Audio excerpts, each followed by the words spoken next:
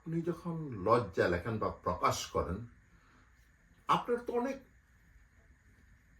মুক্তমনা ব্লগারই বলেন, সাহিত্যিকই বলেন, মুক্ত চিন্তার মানুষই বলেন, নাস্তিকই বলেন, তারা তো আপনার বন্ধু বান্ধব ছিল। তাদের অবস্থানটা কি? তারা আপনার সাপোর্টে কেন আপনারা রাস্তার মধ্যে আসে নাই? না সবাইকে তার নিজের বাঁচানোর জন্য? 1 নম্বর। 2 নম্বর, আমি একটা প্রশ্ন করে রাখতেছি। কাগজ কলমে আইনের শাসন দিলে পৃথিবীতে কোনো লাভ নাই যদি এটার অ্যাপ্লিকেশন না হয়। বাংলাদেশের সংবিধানে ধর্মনিরপেক্ষতা এবং সংস্কৃতি 72 সাল থেকে 75 বলেন, আর এটার ঘটনা ঘটছে 1990-তে। এই সময়টা বাংলাদেশে এই যে ধর্মনিরপেক্ষ সংবিধান ছিল, কিন্তু হোয়ার ইজ ইটস অ্যাপ্লিকেশন? সরকার কোথায় ওখানে বা পুলিশ বাহিনী বা সেনাবাহিনী এটা নিয়ন্ত্রণে কেন কি করে নাই? প্রবলেমটা হইতেছে ইট ইজ নট মানে পেপারে কি আপনি অ্যাপ্লাই করলো না করলো। আপনাদের মতন মুক্ত চিন্তার মানুষরা 2টা নারী প্রধানমন্ত্রী থাকাকালীন আপনার থেকে দেশ ত্যাগ করতে হইতেছে।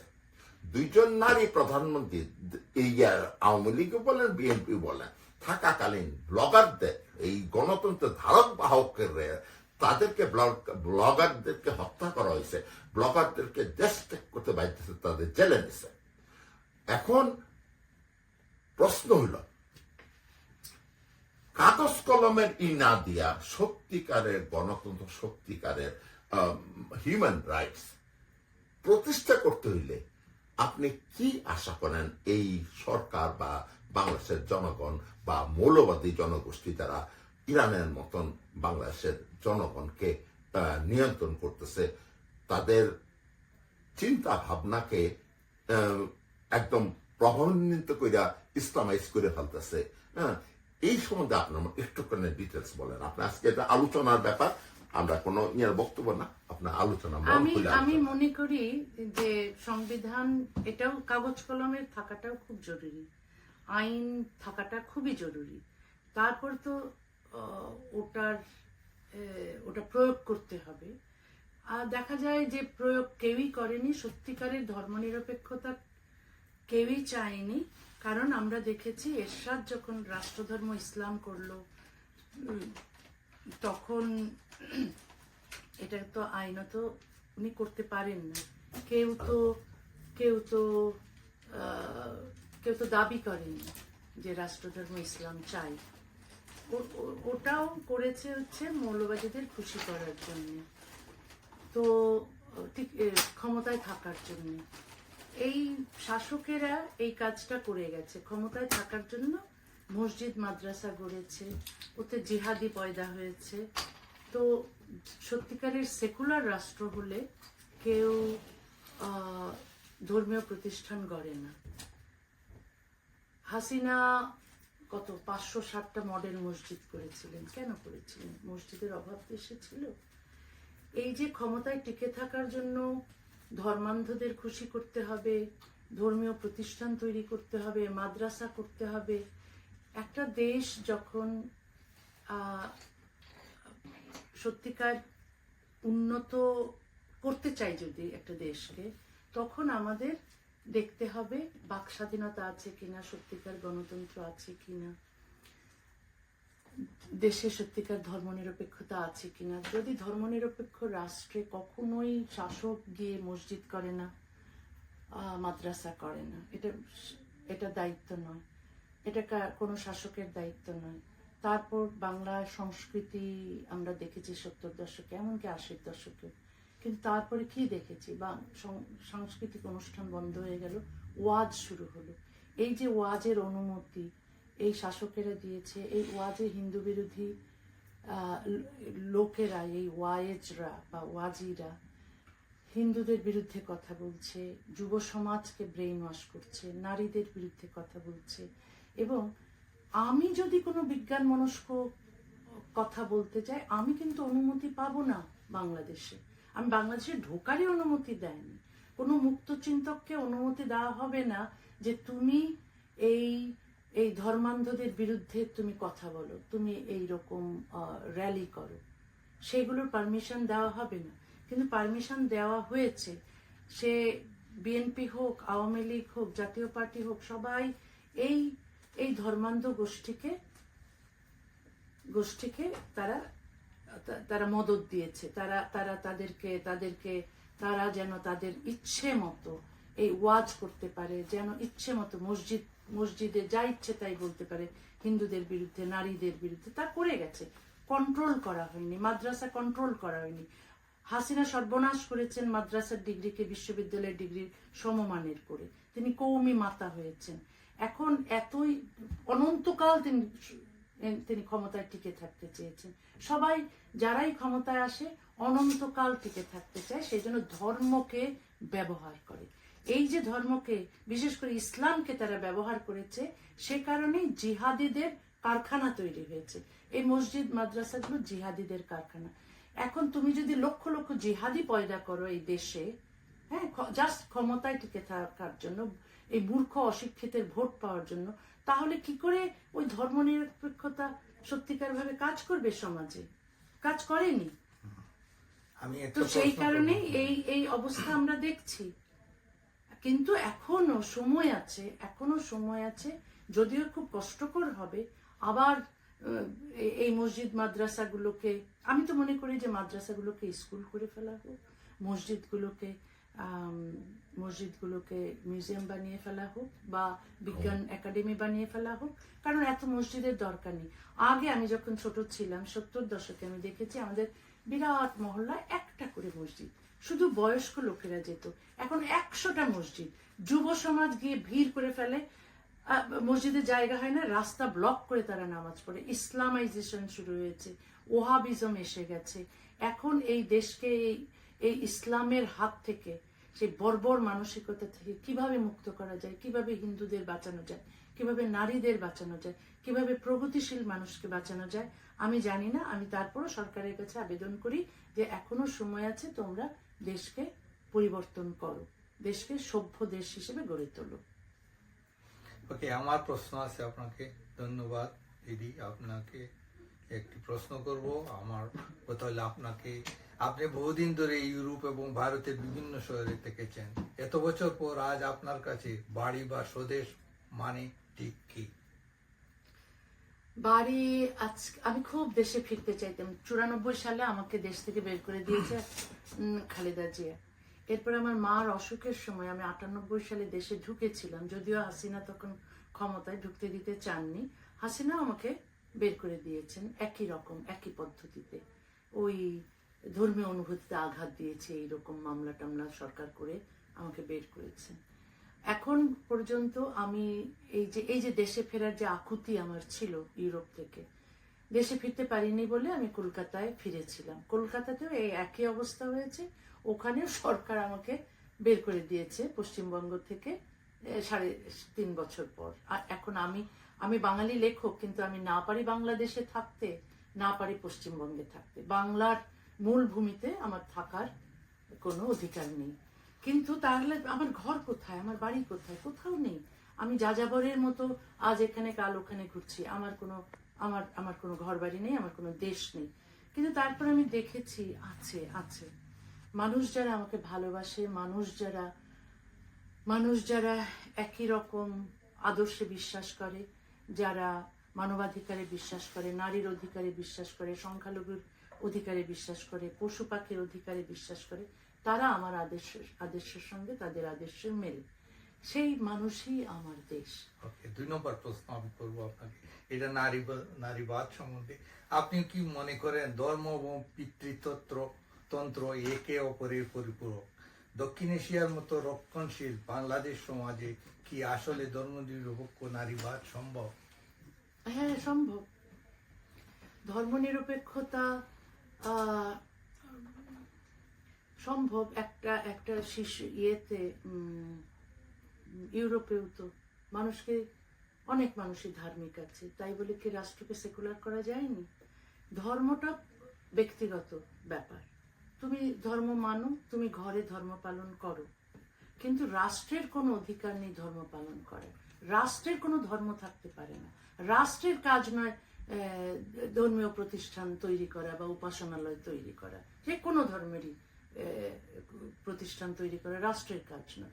রাষ্ট্রের কাজ নয় রেডিও টেলিভিশনে বলা যে তোমরা ধার্মিক হও, না, যেটা বাংলাদেশে হয়েছে। বাংলাদেশ তো আদপেই কোনো ধর্মনিরপেক্ষ রাষ্ট্র কখনোই ছিল না, নামে ছিল শুধু কিছু কাল।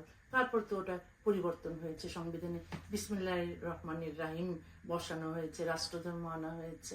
তো এখন ওই সব মানে ধর্মের সঙ্গে কোনো এই সেকুলারিজমের বিরোধ থাকতে পারে না। সেকুলার রাষ্ট্রকে সেকুলার হতে হবে। ব্যক্তিগতভাবে কেউ নাস্তিক হতে পারে, কেউ ধর্মহীন হতে পারে, কেউ ধার্মিক হতে পারে। সবাইকে সার্ভ করা রাষ্ট্রের দায়িত্ব। রাষ্ট্র নিরপেক্ষ হবে। রাষ্ট্র কোনো ধর্মকে বলবে না যে এই ধর্মটা রাষ্ট্রধর্ম। তাহলে আমি যদি ইসলামকে রাষ্ট্রধর্ম করি, বাংলাদেশে যেটা হয়েছে, তাহলে ওখানে যে হিন্দু, বৌদ্ধ, খ্রিস্টান আছে এবং যারা ধর্ম বিশ্বাস করে না, তাদেরকে সেকেন্ড ক্লাস সিটিজেন অথবা থার্ড ক্লাস সিটিজেন হিসেবে থাকতে হয় ওখানে। সেই কারণে তাদের উপর অত্যাচার যখন হয় তখন রাষ্ট্রকে নীরব থাকতে হয়। সেই কারণে রাষ্ট্রকে সেকুলার হতেই হবে। শুধু রাষ্ট্রকে না, সমাজকেও সেকুলার হতে হবে। আর মানুষকে, যত প্রতিষ্ঠান আছে, শিক্ষা প্রতিষ্ঠানকে সেকুলার হতে হবে। ব্যক্তিগতভাবে কেউ যদি বিশ্বাস করে ধর্মে, তারা ঘরে পালন করবে। এত মসজিদ মাদ্রাসার দরকার নেই। মাদ্রাসার তো দরকার নেই। মাদ্রাসাগুলো বাংলাদেশে জিহাদি তৈরির কারখানা। মাদ্রাসাগুলোকে সম্পূর্ণ সেকুলার স্কুল হিসেবে তৈরি করা হোক। আর মাদ্রাসায় কি হচ্ছে আমরা জানি। ওখানে বলাৎকার হচ্ছে, ওখানে শিশুদের উপর নির্যাতন হচ্ছে। এগুলো যে আমরা এত বলছি, কিন্তু সরকার শুনছে না। তারা মনে করছে মাদ্রাসা যদি বন্ধ করি, মসজিদ যদি বন্ধ করি, তাহলে তো আমরা ভোট পাবো না। তারা কি ভোট ছাড়া আর কিছু দেখে? দেশের উন্নতির কথা ভাবে, মানুষের নৈতিক উন্নতির কথা ভাবে? একটুও না। কোনো সরকারই দেশের এবং দশের ভালোর জন্য চিন্তা করে না। এটাই হচ্ছে আমাদের দুঃখ। ওকে, আরেকটা লাস্ট প্রশ্ন আপনাকে করব। আপনি প্রায়ই বলেন যে শব্দই আপনার অস্ত্র। যখন পুরো পৃথিবী ফতুয়া বা সেন্সরশিপের মাধ্যমে আপনাকে স্তব্ধ করতে চায়, তখন আপনি কিভাবে আপনার এই লড়াই চালিয়ে যাওয়ার শক্তি পান? শক্তি ভেতর থেকে আসে। শক্তি আমাকে কেউ দেয় না। শক্তি ভেতর থেকে আসে। আমি যদি সৎ থাকি, আমি যদি মানুষের প্রতি আমার মমতা থাকে, আমার যদি মানে আমার নিজের একটা আদর্শ থাকে, সে যদি সততা, যদি সেই আদর্শ হয়, তাহলে শক্তি আসে। ভেতর থেকে এই শক্তিটা চলে আসে। যখন আমার মনে হয় আমি তো মরবই একদিন, আমাকে যদি এই যে ফতোয়া দিচ্ছে, আমাকে মেরে ফেলতে চাইতে, এই যে জিহাদিরা আমাকে পেলে সঙ্গে সঙ্গে আমাকে খুন করে ফেলবে, তাই বলে আমি গুটিয়ে থাকবো নিজেকে? তাই বলে আমি সত্য কথাগুলো বলবো না? যে কথাগুলো বলা উচিত সেই কথাগুলো বলবো না? এটা আমার কখনো মনে হয় না। হ্যাঁ, মেরে ফেলুক, কিন্তু আমি আমার কথাগুলো বলে যাব। বৈষম্যের বিরুদ্ধে, সমস্ত রকমের বৈষম্যের বিরুদ্ধে বলে যাব। আরেকটা প্রশ্ন করতে, যদি অনুমতি দেন তো করতে পারি। যেসব তরুণী রক্ষণশীল সমাজ থেকেও স্বাধীনভাবে বাঁচতে চায়, কিন্তু সামাজিক বাধার বয়ে পিছিয়ে যাচ্ছে, তাদের উদ্দেশ্যে আপনার পরামর্শ কি? যারা, আবার কি বললেন? বলছি, যেসব তরুণী রক্ষণশীল সমাজ থেকে স্বাধীনভাবে বাঁচতে চায়, কিন্তু সামাজিক বাধার বয়ে পিছিয়ে যাচ্ছে, তাদের উদ্দেশ্যে আপনার পরামর্শ কি? তাদের উদ্দেশ্য পরামর্শ এই যে তারা যেন ভয় না পায়, তারা যেন তাদের যেভাবে জীবন যাপন করতে ইচ্ছে করে তারা যেন করে। আমি জানি যে প্রচুর মেয়ে আমার কাছে আসে, আমার সঙ্গে যোগাযোগ করে। তারা মাদ্রাসার শিক্ষিকা, মাদ্রাসায় পড়েছে, কিন্তু তারা বলে তারা এই ধর্মে বিশ্বাস করে না। তারা আমার লেখা পড়ে তারা মুক্ত চিন্তায় বিশ্বাস করতে শুরু করেছে। তারা আর ইসলামে বিশ্বাস রাখতে পারছে না। এইরকম প্রচুর মেয়ে আছে যারা বোরখা পড়তে বাধ্য হচ্ছে, যারা হিজাব পড়তে বাধ্য হচ্ছে। এরকম মেয়ে আছে। তো এখন কথা হচ্ছে যে এই সামাজিক বাধা, এই যে ইরানে আমরা দেখেছি কিভাবে তারা হিজাব উড়িয়ে দিয়েছে, বোরখা পুড়িয়ে দিয়েছে। বাংলাদেশে তো শখ করে বোরখা পড়ছে, তারা ব্রেইন ওয়াশড হয়েছে। তারা এইভাবে যদি মানে পাড়ায় মহল্লায় যদি এইরকম সকল হুজুরেরা, এই ভণ্ড লোকগুলো যদি ওয়াজ করে মানুষের ব্রেন ওয়াশ করে এবং মানুষকে ধর্মান্ধ বানায়, এবং সমস্ত কিছুর চাপ কিন্তু আসে মেয়েদের উপর। তারা যা ইচ্ছে তাই করুক। তারা আমরা তো জানি পুরুষেরা ওখানে কি করছে। হ্যাঁ, ধার্মিক সাজছে, কিন্তু সমস্ত রকমের অন্যায় কাজ করছে, কিন্তু চাপটা কার উপর পড়ছে? এই মেয়েদের বোরখার অন্ধকারে রাখছে। হ্যাঁ, যে মেয়ে শিক্ষিত সে মেয়েকে হয়তো বাইরে যেতে দিচ্ছে না, তাকে একটা স্বনির্ভর হতে দিচ্ছে না। ধর্ম যখন, বিশেষ করে ইসলাম যখন আরোপ করা হয়, তখন সমাজের সবচেয়ে অত্যাচারিত হয় হচ্ছে নারীরা। তো নারীরা এখন আমরা দেখছি অন্ধকারে তাদেরকে ছুড়ে দেওয়া হচ্ছে। এই অন্ধকার থেকে এই নারীরা মুক্তি পাবে। যে প্রচুর মেয়েরা যাদের উপর হিজাব, বোরখা, নিকাব চাপানো হয়েছে, এদের মধ্যেও প্রচুর মেয়ে আছে যাদের পিঠ দেয়ালে ঠেকে গেছে। তারা বলছে না, আমরা এটা মানি না, কিন্তু তারা সামাজিকতার কারণে অথবা বাড়ির পুরুষদের ভয়ে তারা বোরখা ছুঁড়ে ফেলতে পারছে না। আমি অনেক ইমামকে জানি, তারা ইমামরা নাস্তিক হয়েছে এবং তারা দেশ থেকে চলে গেছে, যারা ধর্মের অসারতা বুঝতে পেরেছে, যারা ইসলামে এখন আর বিশ্বাস করে না, কিন্তু তারা মুক্তচিন্তক হয়েছে। তো এটাকে স্বাগত জানাই। এইভাবে প্রচুর, আপনারা হয়তো জানেন না, যত ইসলামিক দেশ আছে এইসব দেশ থেকে কিন্তু প্রচুর নাস্তিক বেরোচ্ছে, মুক্তচিন্তক বেরোচ্ছে, তারা আর ইসলামে বিশ্বাস করছে না। এই সংখ্যাটা কিন্তু অনেক, শুধু বাংলাদেশ নয়, অনেক দেশ থেকে। এখানে যখন নাস্তিক সম্মেলন হয় ইউরোপে, আমেরিকায়, তখন কিন্তু ওইসব দেশের মানুষও আসে এবং অনেকে আছে যারা মুখ থেকে বলছে না, কিন্তু তারা নাস্তিক অলরেডি। আমি বলছি যে এই পরিবর্তনটা হওয়া দরকার। মানুষের বাকস্বাধীনতা থাকা দরকার। বাকস্বাধীনতা যদি থাকে তাহলে মানুষ আরো কিছু কথা বলতে পারবে। তাদের যদি ইসলাম সম্পর্কে কিছু, আজকে হিন্দু ধর্ম সম্পর্কে যে কোনো হিন্দুরা যে কোনো কথা বলতে পারে, কিন্তু ইসলাম ধর্ম সম্পর্কে কোনো কিছু বলা যায় না। খ্রিস্টান ধর্ম সম্পর্কে খ্রিস্টানরা যা কিছু বলতে পারে, এমনকি যে কেউ যা কিছু বলতে পারে, সমালোচনা করতে পারে, কিন্তু ইসলাম ধর্মের সমালোচনা করা যায় না। কিন্তু একটা ধর্মে যদি মুক্ত চিন্তার পরিবেশ আনতে হয়, তাহলে কিন্তু সমালোচনাটা খুব জরুরি। নারীর অধিকার যদি আনতে হয় মুসলিম মেয়েদের, ইসলামের সমালোচনাটা করতেই হবে। খ্রিস্টান দেশগুলোতে এমনিতেই নারীর অধিকার আসেনি, এমনিতেই মানবাধিকার আসেনি।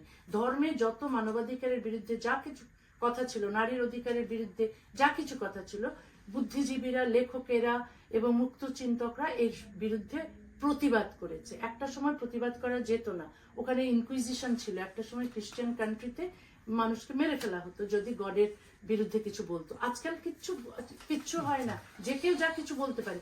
ইসলামে যেই দিন মানুষ আল্লাহ রসুল সম্পর্কে ওপেনলি সমালোচনা করতে পারবে এবং জেলে যেতে হবে না, কেউ তাকে মেরে ফেলবে না, সেই দিন ইসলামিক সমাজেরও পরিবর্তন হবে এবং সেই দিন ইসলামিক সমাজও সভ্য সমাজ হিসেবে চিহ্নিত হবে। ধন্যবাদ আপনাকে। আপনাকে ছেড়ে দেওয়ার আগে একটা জিনিস জিজ্ঞেস করব। বাংলাদেশ না হয় আপনার সঙ্গে মৌলবাদী, ইসলামী মৌলবাদী বা যারাই বলেন এই ধরনের ট্রিট করছে, ওয়াই ওয়েস্ট বেঙ্গল? ওই জন্য লেখক কি এটা কি আপনার লজ্জার প্রতিষ্ঠা পাওয়ার জন্য ওরা জেলাস? না, ওইখানেও কিছু লোক আছে যারা নিজেদেরকে সেকুলার বলে, কিন্তু আসলে তারা সত্যিকার সেকুলার নয়। তারা মনে করে সেকুলার হতে হলে মুসলিম ফান্ডামেন্টালিস্টদের পক্ষে থাকতে হবে, সেই জন্য তারা লজ্জার বিরুদ্ধে বলে। হিন্দুরাই, আমি বলছি পশ্চিমবঙ্গের হিন্দুরা, তারা লজ্জার বিরুদ্ধে বলে। তারা তসলিমার কেন লজ্জা লিখেছে, সেই জন্য অ্যান্টি তসলিমা হয়ে গেছে। তারা সেকুলার বলে, তার মানে আমি তো সেকুলার, আমি তো কোনো ধর্ম মানি না, কিন্তু আমি হিন্দুরা অত্যাচারিত হলে পাশে দাঁড়াই, বৌদ্ধ, খ্রিস্টান, মুসলিম যারাই অত্যাচারিত হোক পাশে দাঁড়ায়। কিন্তু তারা মুসলমানদের পাশে দাঁড়াবে, কিন্তু হিন্দুর পাশে দাঁড়াবে না। তার মানে তারা সেকুলার, তারা বুদ্ধিজীবী। এইরকম একটা ব্যাপার আছে পশ্চিমবঙ্গে, যেটা খুব ভালো নয়। সেই কারণে আমাকে হয়তো দেশ ছাড়তে, শুধু পশ্চিমবঙ্গ না, আমাকে দেশ ছাড়তেও বাধ্য করেছে। শুধু তাই নয়, মুসলিম ভোট পাওয়ার জন্য আমি শুনেছি সিপিএম নাকি আমাকে তাড়িয়েছে। আমি একটু এর সঙ্গে একটু অ্যাড করি। একটা হলো, দেখা, বাংলাদেশের এতবার হিন্দুদের উপর নির্যাতন হয়েছে, একটা বারো কলকাতার বুদ্ধিজীবীরা রাস্তায় নামে নাই। কিন্তু ইরানে মার্কিন হয়েছে এটার জন্য আনছে, ইরাকে অ্যাটাক করছে তারা নামছে, ভেনিজুয়েলাতে আমেরিকা গিয়ে দখল করছে এটার জন্য তারা নামছে। এইটা কি মানে ভাষণের নাম মুখে নিতে নাই, এরা এরা কি ওই ওই বৌমা বোর ভূমিকা অভিনয় করছে? এই কলকাতার কমি সেকুলিস্ট লিবারেল বুদ্ধিজীবীটা একটা গার্বেজ। এটা মানুষরে খালি মিথ্যা আর ভুল ভ্রান্তি দিয়া চালায়া এই পন্থ আছে। অচিরেই মানুষ এই জিনিসটা বুঝতে পারবে, তাদেরকে they have to throw. ইরানেও যেমন যে অবস্থা হয়েছে, হাজার হাজার 40,000 মহিলা কে এরা মারে ফেলছে। প্রতিবাদটা যখন প্রবল ভাবে আসবে, ঝড় যখন আসবে, তখন এরা টিকবে না। ধন্যবাদ।